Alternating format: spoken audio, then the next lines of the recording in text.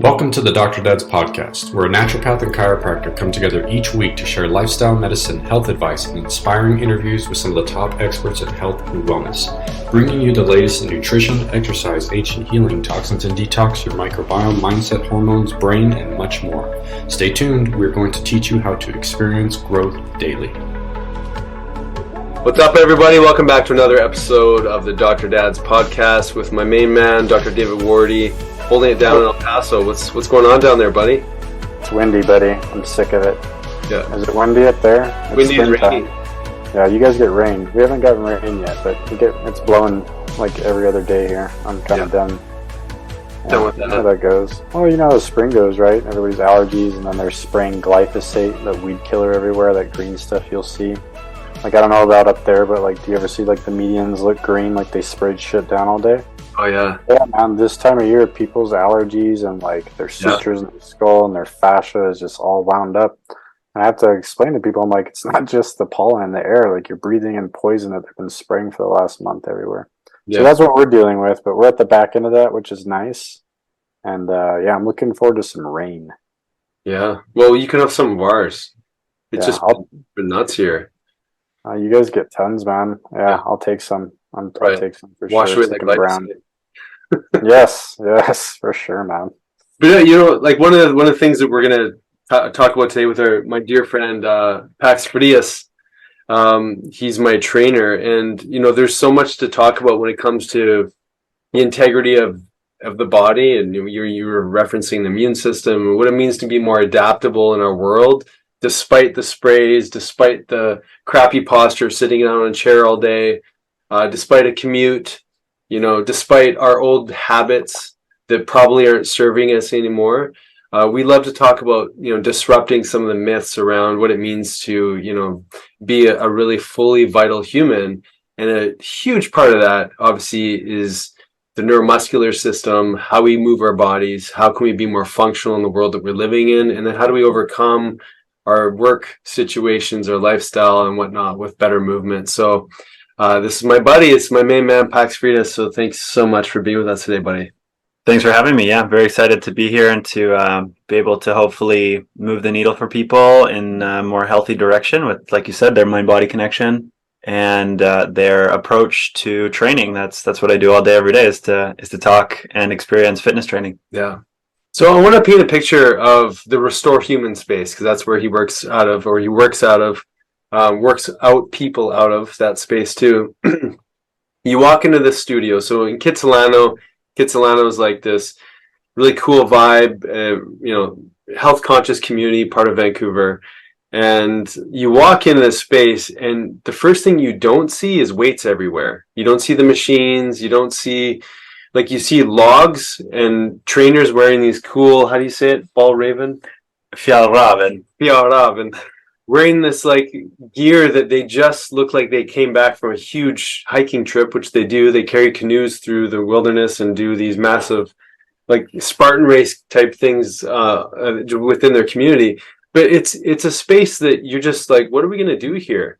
Because you see rings hanging from these logs. You see people balancing on things. You see people moving their body in not the typical way, like not drop and give me 20. Get to the squat rack, do the 20 squats. Now we're going to go down to the biceps. It's really functional movement broken down in a really individualized way. And so like this, like I was saying before we got on the call, when I go to see Pax to train, it's like there's a puzzle and all the pieces are strewn about. And he's seeing the way I move. He's listening to my communication for how I did over the last week. How was my homework? Where did you get stuck? What's going on? And then he like nails down the right stretch, the right movement, the right muscle patterning to break down where I'm broken down. And it's so illuminating, so refreshing. Like, I never know what to expect when I come in. And you're like helping me put the pieces of that puzzle back together and helping me realize new ways to move my body that I didn't know I was capable of. And then finding things that weren't even like muscle groups that weren't even turning on that you would think that they should have been, just because I'm a human moving around, and I've been in a weight room for many years, and but you highlight things that I was just blind to. And I think probably a lot of people have a sense of that when they work out with a trainer, but this is next level. So David, just initial. I know you're the one who first introduced me to primal movement, but like what do you think of when I share a story like that? Well, number one, I wish I lived up there so I could go to a place like that to work out, because we don't have cool stuff like that. I think I'm the purple cow in the gym all the time doing stuff like that, and everyone's just kind of looking at me like, "What is he doing?" Right? But you're right. You go into most gyms, and it's always just people starting to move weight. And I'm huge with even just telling our practice members, man, like, you shouldn't pick up a weight till you have complete control of your body. Mm-hmm. You know, and like so many people don't have, like we've talked, Nick, physical autonomy, like just with their own body and their own body weight, right? And their mobility and their stability and their strength. And then they're in there and they're just like lifting tons of weights, and they wonder why they have structural integrity problems. So I love it, man. Like I wish I could, like, I'm gonna come visit this year. We'll talk about that later, Nick, but I'd love to come check out Charles' place. Nick will have to take me with him to go work out there. But no, I mean, this is what we need. This is, I think, what the human race needs. We need more facilities like this where people go to actually work on, like you're saying, this neuromuscular component, because it's beyond the strength component, right? Like, you're actually getting better integrity, and correct me if I'm wrong, Pax, of your nervous system by training this way. And so I like that type of training, because I think if you're working at the neurologic level like that, it's compounded as it moves to the other systems of the body. Does that make sense? Absolutely. So let's get you to, Pax, break down your philosophy. Like you see someone come in, like what are you looking at? You're looking at how they're moving, but like take us on this journey of your vision for somebody, and then like with the philosophy of tensegrity and full body mechanical engagement with any sort of range of motion. But I'd love to hear just some of the philosophy. Yeah, I'll start with the example you gave of your own journey. So you come in, you say, and let's take any client. They say, I have a goal. I want to do handstands. Mm-hmm. I'm playing with handstand ideas, and we go, great. Let's look at the handstand. Let's unpack it. Obviously, it's your whole body upside down on your wrists, maybe freestanding, maybe balancing against a wall. There's so many joints that could be in positions that wouldn't provide optimal loading. Mm-hmm. And that's where, like, if you put a stack of objects slightly offset, they're more likely to fall down. Does that make sense? Like Jenga. Like Jenga, yeah. Exactly. So if you stack all the Jenga blocks one on top of the other, then you've got good weight distribution. So your center of mass would be aligned, and then you could hopefully hold that and have the muscle endurance and the mind to muscle connection for that endurance to not then produce a problem with the handstand. Maybe people are kicking up against a wall, holding for a while, and then their low back hurts at the end because they've just been dumping all their weight into their lumbar spine because they haven't engaged their core, they haven't engaged their obliques, different things like that. So there's that. There's unpacking a specific goal for a student. Right? What does that student want to do? If that person wants to run better, then we need to reverse engineer what they're working with currently with running, and then improve specifically what they need, because no exercise exists in a vacuum. So you're looking at history of training, load bearing capacity for that person. Some people heel strike when they run, and that's biomechanically harder to do than forefoot striking or midfoot striking. However, you can have very hard people, so to speak. You can have very tough people with strong quadricep muscles and really strong knees that can handle heel striking better than another person. So they don't have pain while running. Pain's a really good indicator of where your practice is going wrong. So pain's the first thing. Obviously, we look at tone and inflammation in the body. So is there pain in an area? Is an area feeling really sticky and restricted? Then we look at, like you said, David, can someone control their body? So if the listeners want to do a fun example right now, you can hold your hand out, and then you can bend your thumb, and then you can put it back in place, and then you can bend your index finger, and you can put it back in place. You can obviously move all your fingers really well, but can you squeeze one of your butt cheeks? And then can you squeeze the other butt cheek? And then can you squeeze one of your calves?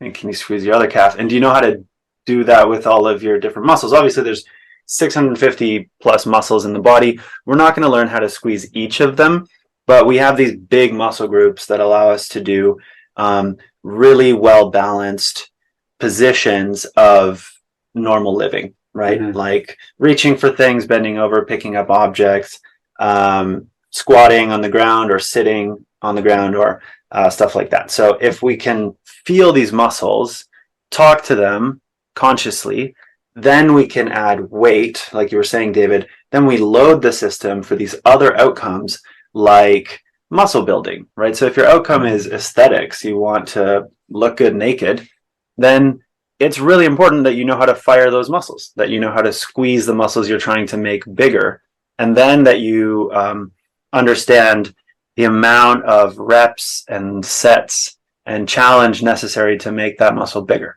Because a lot of time gets wasted in gyms. A lot of people either lift too little weight, or they lift with too much momentum, let's say, right? If you swing a weight through space, there's a lot of momentum.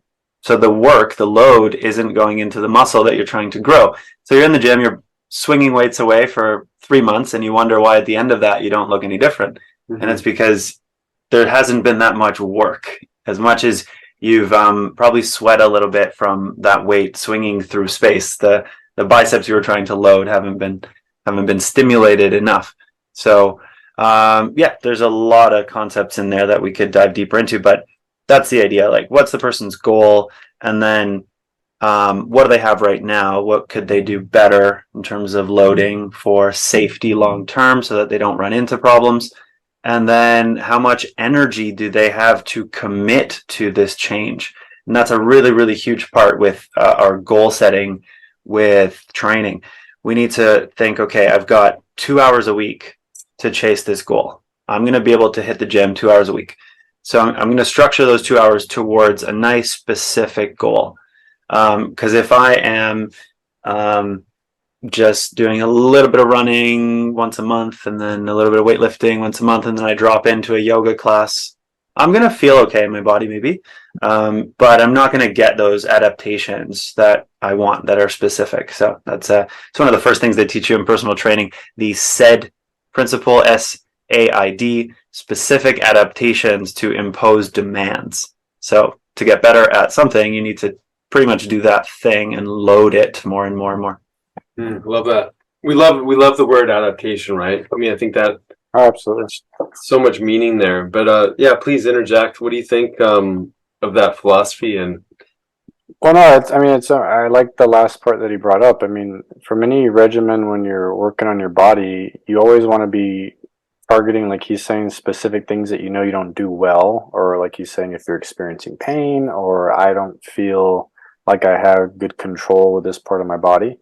And then, like he's saying, I mean, so there's targeted pieces, and so I always tell people, like, you go to the gym, that's fine, because I mean, you have the gym junkies that are in there 5-6 days a week, right? But they're always doing some form of programming. Then they'll start to have problems, and I'm like, well, are you supplementing your workouts and doing anything after you work out to address mobility, maybe here, or stability of this joint? And it's funny because you bring that up to some people, and they look at you like the deer in the headlights, right? Like. And so I tell people, like, when you have issues that you're working on, you have to supplement, and like he's saying, you have 2 hours a week. You maybe have your general workouts, but then you got to supplement it with something else that's going to go after that targeted goal of making improvements that need, like he's saying, more demanded, training for that problem. I'm going to jump in there. In terms of nervous system adaptations, as you guys know, the myelination of nerves happens as we fire those nerves, right? So we have neuromuscular patterns. We do them well with good technique, and then those nerves become more efficient over time, and the tissues that they contract become more efficient as well. So we're working the maybe speed of the contraction of those muscles, or the intensity of that contraction, the duration of that contraction. So let's say you hold a wall squat, right? You do an isometric squat. You're just holding that position. Can you hold that position for 3 minutes? And you really start to shake, and the whole system's like going haywire because those nerves don't have that endurance, or maybe the muscles don't have that energy supply.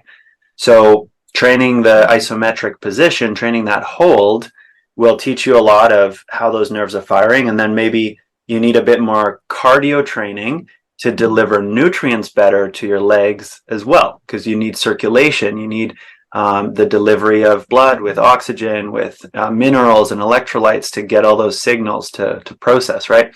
So that's where we balance the system. Humans are meant to move in three dimensions. Mm-hmm. And we're endurance animals. We at least that's where we start. So we can move all day. We have people running ultra marathons. We've got Ironman athletes and people who are doing peak stuff like that. But it doesn't have to be that intense. We can also just do activities of daily living, playing with the kids, dropping into a soccer game, and then jumping into the weight room. And all of it can feel fairly balanced. It doesn't have to be really intense, because maybe we have a fine-tuned system that delivers nutrients well, the nerves are efficient, the muscles don't get super fatigued, and that leads to that feeling of robustness. You're like, cool, I'm a well-rounded human being. I've got energy during my waking hours, and then I spend it and I go to bed. Mm-hmm. I love that. No, I love that, because I mean, you're talking about, we talk about we're a system of systems, and it's neat to hear that from a training perspective, you guys look at things like that. Like, do we need to work on the cardiovascular aspect? Is this more of a recruitment issue from the nervous system? And it's really good to look like that specifically, because it's no different than what me and Nick do. We're looking upstream to see what's not working well, right, of the systems, and then we go and we tackle those things. And honestly, I think that's what most trainers should be doing, is like, what is the body not getting that it needs? And we need to start, like you're saying, targeting those specific things. And so many people I think are just lost, and it's just like, well, let me go in and just start moving weight, or let me just go for a run, right? But they don't know the why. It's just this is how you do it, and this is what you do, but I don't know why I'm doing it, right? Mm-hmm. Well, I'm curious, like, you with your training, were you always open to these ideas? Was this taught to you, or was this something that you started to learn? Like, tell us a little bit about your own sort of journey with looking at the body in this kind of way, because it's a holistic approach to movement is what it is. It's very different than the conventional, training expectation of what you'd think that you'd get when you go to a gym. Yeah.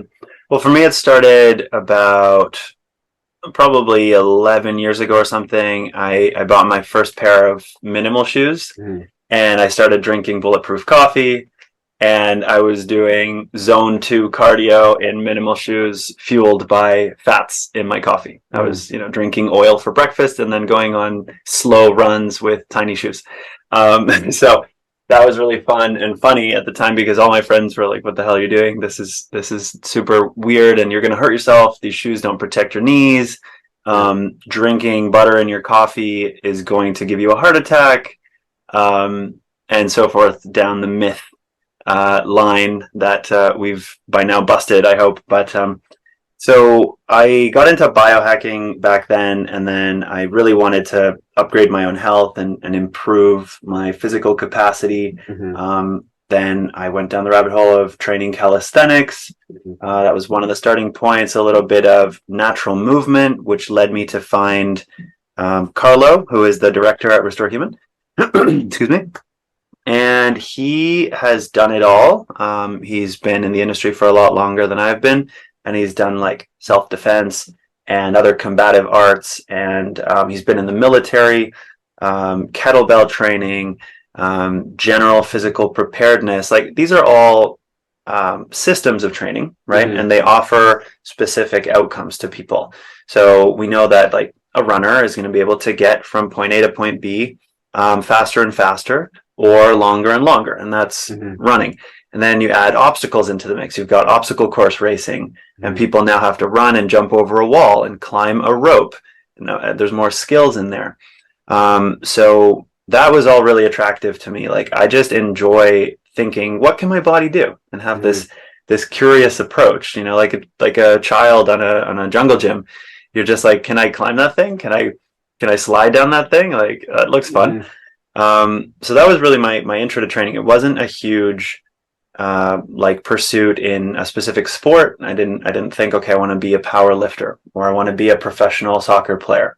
I just like to play and feel my body playing well. So now Restore Human's been in business for almost 6 years, and during that time I've really nerded out about all the exercise science stuff, all of what's happening at the cellular level with how oxygen gets delivered to cells and how we need nutrients to allow that to happen, and how to control your blood sugar better, how breathing affects things, all these layers that you can teach people about with training. So that I think something we do foundationally at Restore Human is that lens of curiosity. We don't really prescribe anything to anyone. Like everyone who walks through the door doesn't have to become a runner, doesn't have to learn handstands if they don't feel called to it. But we hope that they're curious enough to think, can I do a handstand? Is that cool? Do I find it fun? Is it safe? Can I run? Is that fun? And then you go as deep as the rabbit hole goes. Yeah, I love that. Go ahead, buddy. So I'm curious, Pax. I mean, you guys work with a lot of athletes. Do you guys work with people with injuries that come in, like athletes that are struggling with like shoulder problems, hip problems, knee problems, like the run of the mill? Definitely. And actually, we're not that much of a high performance studio, as it were. Like, we don't work with the majority athletes. We have a stack of athletes that work with us, professional triathletes who come in and they do want to improve their game. And it's, it's hard to make someone who's already great even better and to help them in that really specific way. And it's sometimes equally hard with someone who is more sedentary and who isn't doing it full time, but like we talked about earlier, only has 2 hours a week to get a well-rounded physicality.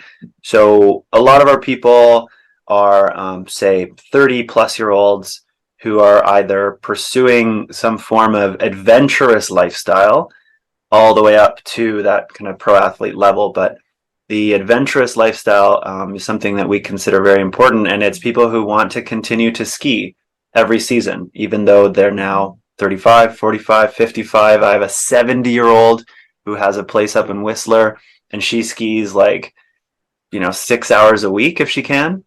That's huge. 70. That's awesome. Smashing it on the ski hill. Oh, that's awesome. So my job is for her to not get injured, or lately to help fix her knee. And we look at things like that, like, okay, what is a knee made up of? What are the functions of the knee? And then let's picture how skiing happens. And skiing isn't a very natural movement pattern, right? The knee is loaded laterally quite a bit, and it's not that stable laterally. The knee is much more of a hinge joint that kicks out straight, right? If you look down at your knee, kick out your leg, when you squeeze your leg in front of you, it feels nice and stable.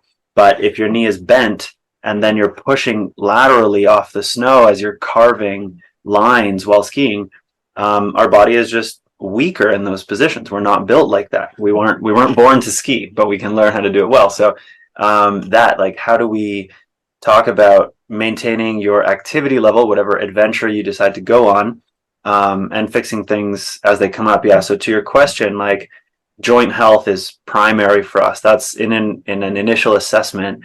We'll go through a nice fine-tooth comb of the body, of its joints. We check in with the spine. We check in with the engines of the body, the shoulders and hips, then all the way down to the toes. And we need someone to be able to lift their big toe, for example. So another one, audience, I'm just throwing a lot at you today. But can you lift your big toe separate from your other toes? You can do that in your shoe or not, but you want to be able to lift your big toe like you're lifting your thumb and have the other toes down on the ground. See if you can do it. Yeah, got it. I was doing it while you were talking. Yeah, nice. That's what I'm hoping. Check. And if you can't, go see your local personal trainer or come visit us. Mm-hmm. Love that. So, go ahead. Go ahead, Nick. Go ahead.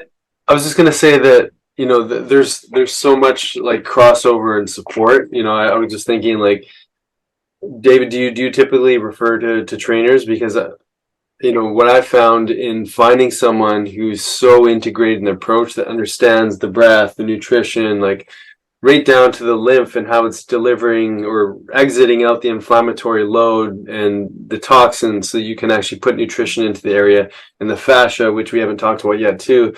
And just seeing that whole picture is such a nice compatible fit for like the stuff that I do biochemically. David obviously focuses a ton on structure as well. But how do you see like a model like that fit in with your patients? Because I mean, you only have so much time to go over like what you can, and there's so much just structural integrity rehabilitation you're doing, that then there has to be some retraining that also happens on a very very regular basis. But I was curious. Oh no, Yeah. absolutely, man. So, like you're saying, there's this spectrum of things that need to be addressed. And I can only, if we look at if it's a pie chart, right? I can only address so much of the pie. And then there's other pieces that I don't, like you're saying, I don't have time to do. So I have to have other people that I can refer out to that can handle these things. So I know a lot of trainers in El Paso, and they all kind of work in a little bit different disciplines. So a lot of times if I have, a practice member that, okay, I'm like, what, this is more of like, we need to build some strength. I can always think of the trainer I know to send them, hey, I'm going to send them to this person because they need to work on these things. Or if it's something else, and it's not a strength issue, but maybe it's a mobility, stability issue, I'm thinking of somebody else, right? Yeah. So it's constant. I refer people out everywhere, to people that do strength training to people that do like Pilates. I mean, it just depends on what we're working on. Yeah. But yeah, I mean, there's definitely a multi-therapeutic approach necessary when you're tackling these things, and it's not just you go to one person and expect them to get it all done. You a lot of times need to build a team, like we talk around you, of these different practitioners that are just in different trades, but like you're saying, there's crossover there. So they're just going to be able to spend more time working on those particular things that maybe somebody else doesn't have time to, but has assessed you and knows that that work is needed there. Mm-hmm. Yeah, 100%.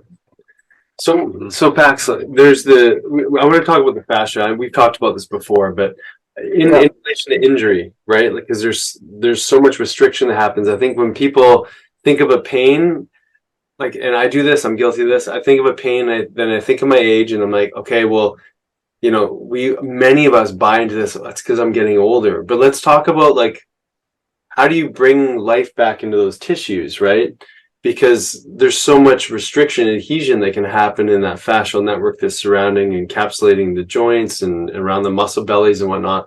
But let's talk about that, because I think that's really key for preventing injury, for rehabilitating out, to understand some of the tissues that need that support.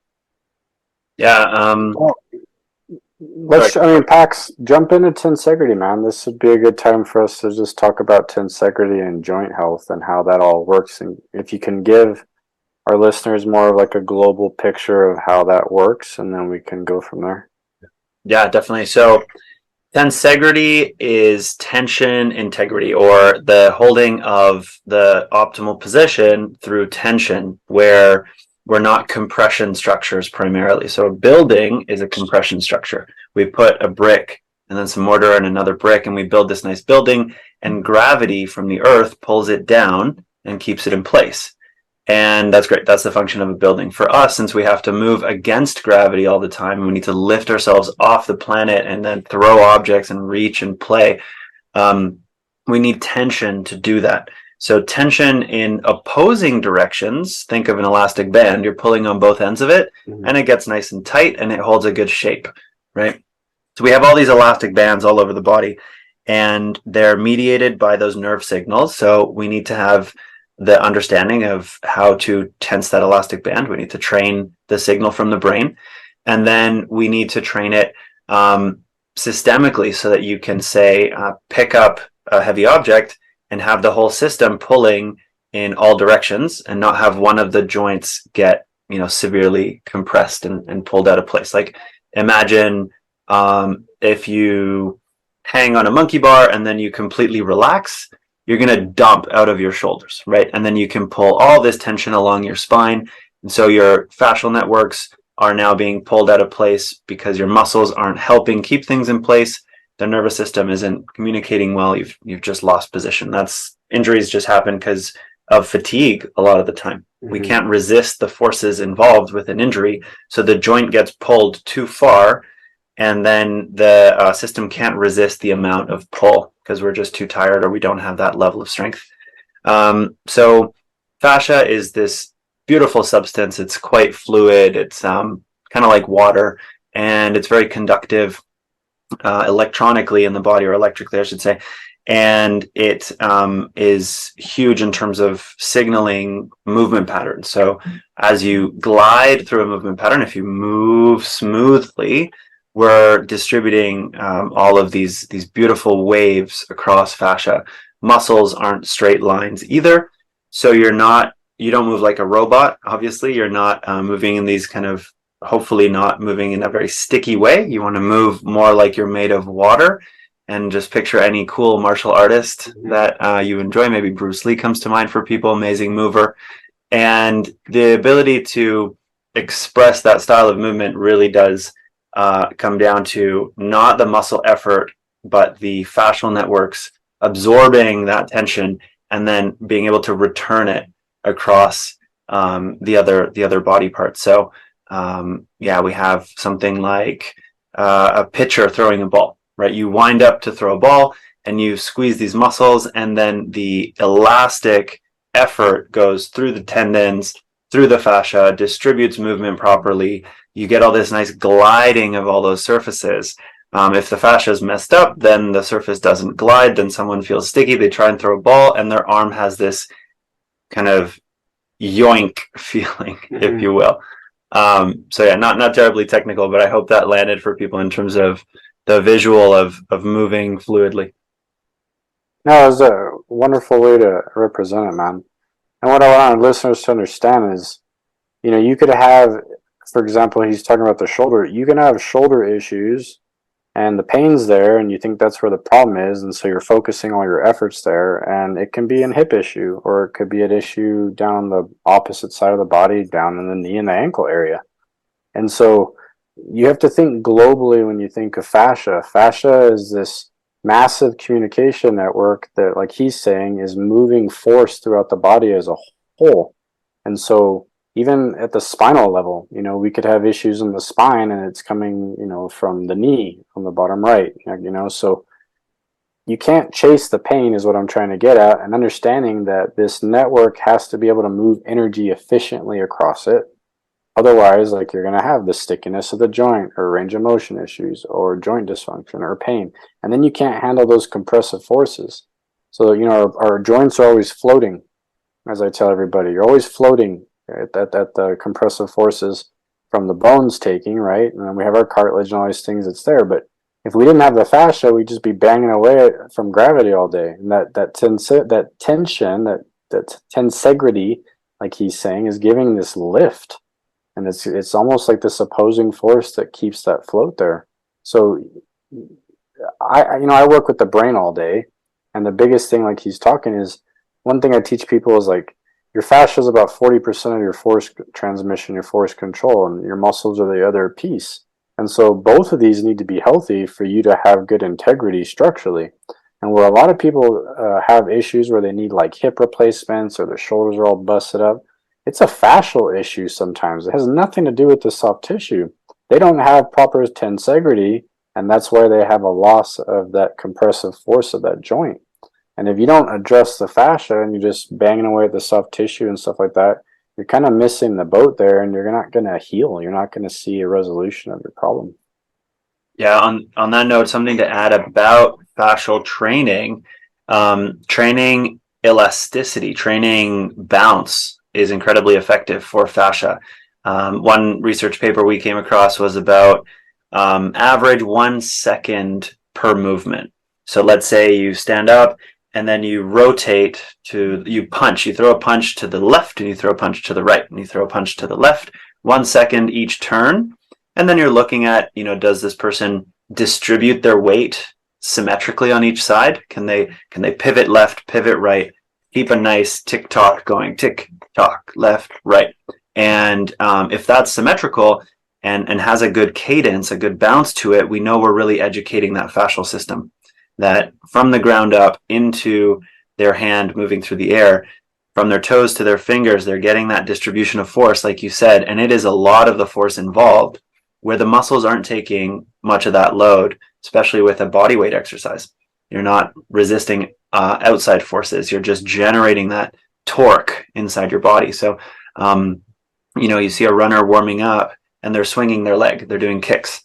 1, 2, 1, 2, just air kicks. And they're really getting that hip fascia to get bouncy, to get ready to respond to forces.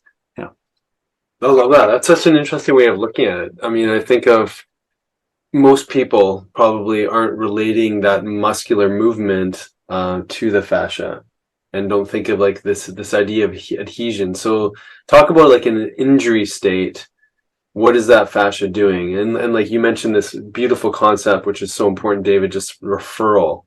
Like this fascial network runs from head to toe. So we saw this in a cadaver lab, and I think Dave and I have talked about this. You can pull on the fascia on the toe and you can see the fascia on the face move.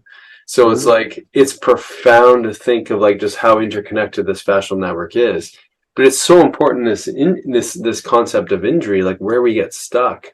And like, so if you're having troubles touching your toe, for example, like, what else is going on? But I'd love to hear like rehabilitation piece, because Dave and I talk all the time about cellular health and cell membrane health and the biochemistry of the body and how to rehabilitate that, and the nerve compression that can happen just even with spinal integrity, all those things. But let's break down what's happening and say like a knee that's just broken down, like what's going on with the tissues locally there, and what can we do to rehabilitate that?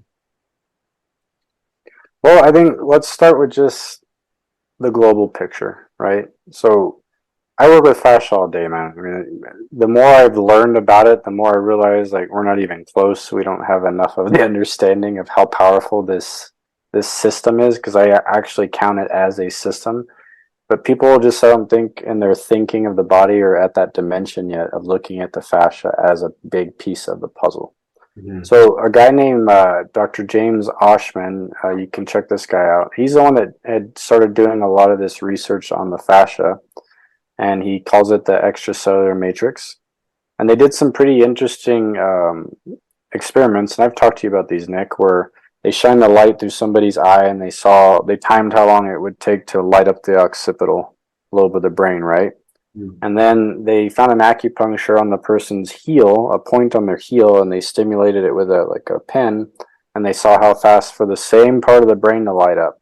And which one do you think lit up the brain faster, the shining the light through the eye or the pinprick on the heel? Well, I know the answer, but go ahead. Interesting. Well, they're both moving at the speed of light. the pinprick right. and the light are moving at the speed of light. But I mean, I'm going to go with the pinprick just because our nervous system is probably a lot more adapted in that sense. Right. So the pinprick on the fascia relayed faster than the light moving to the nervous system. So what they've actually gathered about our connective tissue matrix is it actually moves energy and information faster than our nervous system. But what's interesting, than like a nerve conducting, right? But what's interesting about it is your entire fascial network breaks off of your brain and spinal cord. Our dura mater, all that covering that's actually covering our brain and spinal cord, that piece is just literally an extension, and that's what our fascia is. It encases our whole body, covers everything, and it has fibers that intertwine into every living cell of your body. And this network is moving energy and information all day. So when you're looking at the fascial system as a whole, even somebody who has a knee problem or a hip problem, or it doesn't matter where the problem is, right? Let's just say it's a joint problem. You have to start central with the spine and the brain and figure out, okay, where is this problem coming from? So, like, for example, one of the things I do is I assess adverse mechanical cord traction. So we're actually looking at the torsion of the spinal cord within the vertebral column. And so the reason people subluxate and have different postural distortions is because of that particular torsion pattern within the column of their spine. And that's what actually moves the passive system, which is the vertebra and everything. And that's when you see the distortion. So this starts literally at the brain and the spinal cord. This is where these distortions start. Mm-hmm. And this is based off how we're adapting our environment. So we have 3 types of stress. You have physical stress, you have biochemical stress, you have mental emotional stress. And all these things are influencing how that fascia is going to play out and how much torque you have. And then it's going to have a global effect from that central component. So somebody can be having, for example, issues like in their low back of their hip, and all the spinal, all the fascial torsion is up here at the base of the neck, or it's in their skull. Because I do cranial dural work where we actually get in and move the fascia within the brain and the skull, and then I work a lot with just on the spinal cord. So just those 2 components have a global effect. I mean, when I move the fascia within the sutures of the skull and the brain, it actually affects the sacrum and the pelvis. I'm getting a global change downstream. And then sometimes we find a lot of that torsion is at the sacrum and the tailbone area. And we're releasing it there to influence something up top, maybe up in the shoulder girdle or the head and neck.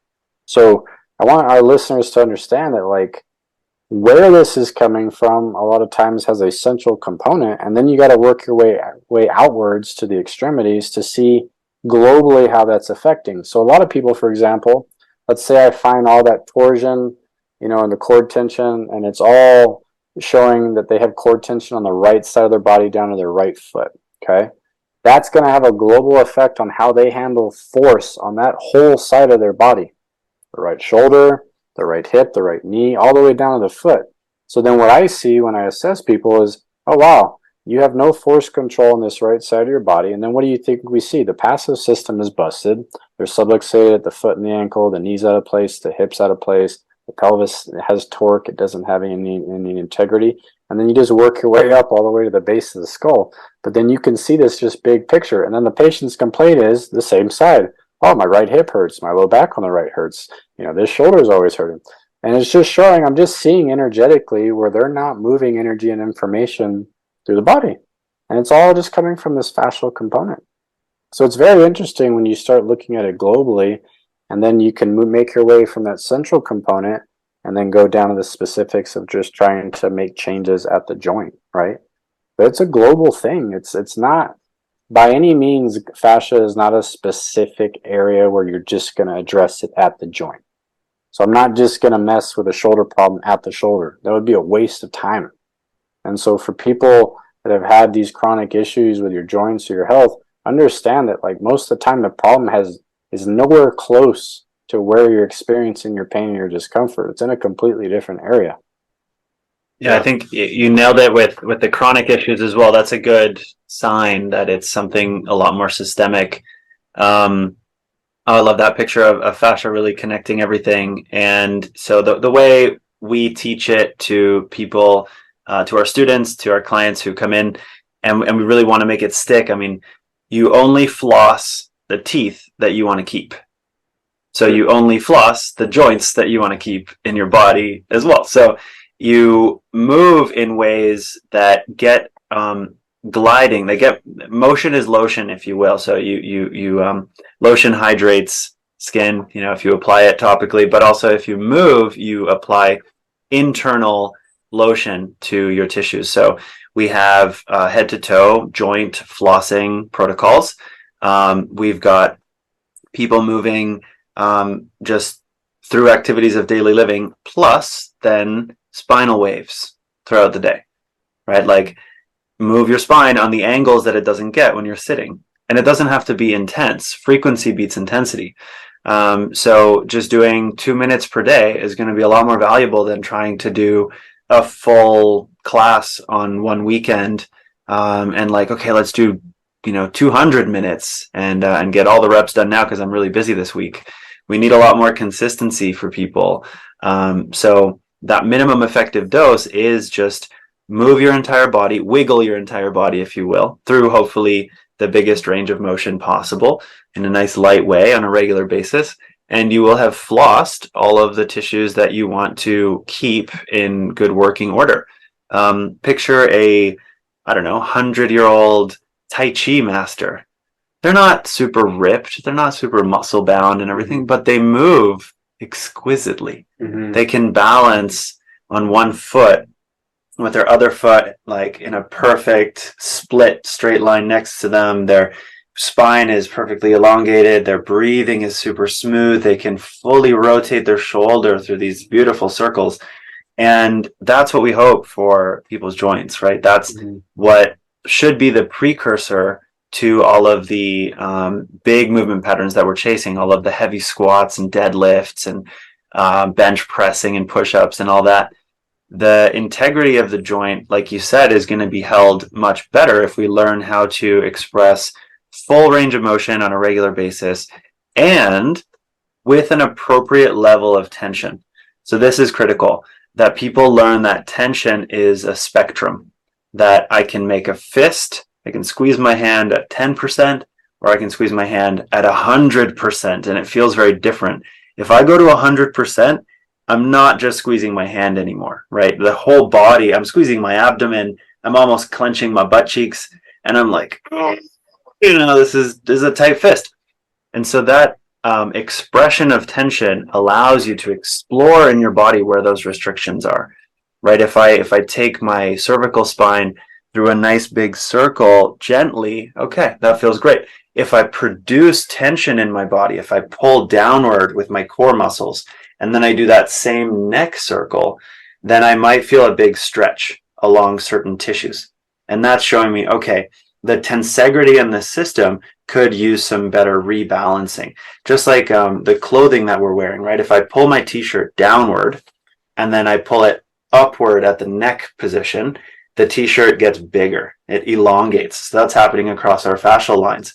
I activate muscles, I pull down on those fascial networks, and then I move the other fascial networks that are above or below that part, trying to get a bit more space, a bit more gliding, a bit more push-pull inside these systems. And then we move with much better quality. We also have better load-bearing capacity. The nervous system turns on those tissues at a better rate. So I like to say squeezing is believing. So if you know how to squeeze your body, then you believe it works. It can resist forces. And then choose your movement pattern, then get good at Tai Chi, get good at whatever it is, but start with those foundational practices, for myself, it's my knees and my spine. I'm on my feet a lot of the time. I like to run races and carry heavy objects and do obstacles. And so for me, it is a lot of bending my spine in 3 dimensions, twisting my knees. I actually only learned that within the last 6 years, that my tibia rotates. I didn't know that in my 20s. I didn't know that my kneecap and my tibia could twist in different directions, and that my knee could have this torsional space, but obviously makes so much sense now that I understand the body. So that I need to express knee twisting on a regular basis if I want to maintain that function long term. Mm-hmm. I think what we did today was laid such a really beautiful holistic foundation for people to start thinking differently about their body, how to move it, and then when it comes to like lifting weights, lifting weights for me now is really more, it's an exercise of the brain and the nervous system. Like I told him, often when I go work out with you, I'm hungrier than if I was to just hit the gym really hard and move through chest, squats, whatever, because I'm engaging my entire nervous system in such a focused way. And when I'm moving through a range of motion, I am in that full body tensegrity experience. So the engagement level is super high. And I don't think people really, talk about it, even an efficiency level. We spend all this time in the gym and maybe we're chatting with our friends or, whatever it is that we do in the gym. We spend typically way longer than we're supposed to there. We're not really getting near the work done that we could. And, so learning this stuff for ourselves, I think is just foundational. And I really see this as the future of movement. And, early adopter, the mindset of biohacking, they're looking at how all these systems intersect and how they all work together. I think is foundational. You said this at the beginning, we're meant to move our bodies. We're not trees. We're not stationary. So how can we move our bodies more effectively? How do we think about our bodies differently? So the exercise isn't maybe secondarily to do with vanity, but primarily to get more out of this physical vehicle that we're living in. And I think that's really one of the key messages I want people to appreciate when they listen to this is I want you to get curious about how to move your body differently. Like, ask the questions, what else is possible? How, like, maybe I want to do a handstand. Maybe I want to roll around on the ground like my grandkids. You know, maybe I want to do a backflip. I don't know what, that's actually, let's put that on my list. Awesome. Like, what are the things that you've always been curious about? And I think it's important to ask ourselves that question. And then, you know, so let's say someone's there, they're in that space of curiosity. You know, we know where we can find you. But what do people look for? Like, say in El Paso, or like, what do you look for? Is it an important task to interview your trainer beforehand, or like what are some resources? We also did a podcast with Ryan Hurst. He's got a great online platform, that GMB Fitness. But like, you know, tell us maybe a little bit more about where people can find you here locally. And then for those that are not local, like, how do you start engaging these questions to find someone like you in the area? Yeah, I mean, for us, just restorehuman.com. That's our website. That's where you can find all the trainers, our articles, videos. And then obviously, if you're in Vancouver area, that'd be awesome for you to come visit us at the studio. We're at in the heart of Kitsilano, 3574 West 4th, right beside Aphrodite's Pie Shop. If you like pie after training, just saying. Best pies ever, actually. They're amazing. So I think in general, in terms of interviewing your trainer, I would just see if that lens of curiosity is there. You know, see if you say, I want certain goals, and get them to just riff on, they don't have to write it out, but riff on how they might step on the stepping stones towards that goal, right? What's the training journey? What's their critical thinking around the training journey, right? We talked about a lot of concepts today: stabilization, strength, endurance, cardiovascular fitness, nutrient delivery to muscles. Like, what systems do they understand, and what systems will they be able to take you on a journey with? And then I think, if that makes sense to you, then you're good to go, right? Obviously, the I didn't invent the push-up, right? I didn't invent any of the movements that I teach. I just teach good movements, and I've studied a lot of different systems. So that's another thing. Look at people's background, what books they like, what other practitioners they enjoy in the industry, what movement practices they themselves do, and you'll get an idea of how much they can understand, how many twists and turns your training journey might take with them. Yeah. Well, one of the things I appreciate about Pax was like, dude, I want to do a handstand. Oh, he's like, oh, like this. yeah, like exactly like that. Like, a lot of things that I see that I want to do, like you're doing, and it's like you practice what you preach. It's not just like, you know, he's hitting McDonald's in between sets with patients, and you know, he's living it to lead it, you know, as we like to say, David. So any final thoughts on your end, buddy? Well, no, I love it the way he described how to find a trainer. You know, another way I would say, outside of just interviewing them, is if the trainer you're talking to is still in that conventional method of training, then run for the hills. You need to find somebody like Pax that's outside the box. Like, you can tell just from talking to this guy, he's already outside the box. He's very curious, and he understands a whole lot more systems than the general trainer does. And that's necessary now. I mean, you know, I don't know what it's like up there, but like in El Paso, being a trainer is like one of those things that some of these people will do just like right out of high school. They just get that general training certification, and then they turn it into a career for like decades, but they don't ever go past just that general education they got, and all they do is like train people how to lift weights all day. And it drives me nuts because it's like, doesn't do much for people, right? So again, I'm jealous because like I wish there was something like what you guys have up there down here. But yeah, I mean, like he was saying, ask the right questions, look for that curiosity. Do they have an understanding of more systems and how they put them together? And you're going to be way ahead, I think, of most people that are just with the general average Joe trainer. I have something to add there. Like, the why of training is extremely, it's everything. The why are you training? Are you training to look good naked? Mm-hmm. Cool. Find a trainer who can deliver on that, right? If that's what you want, go find someone who hopefully looks great naked. Maybe don't ask them to take their shirt off in the first day, but it's part of the interview. But exactly. if that, just identify your why and then follow that path.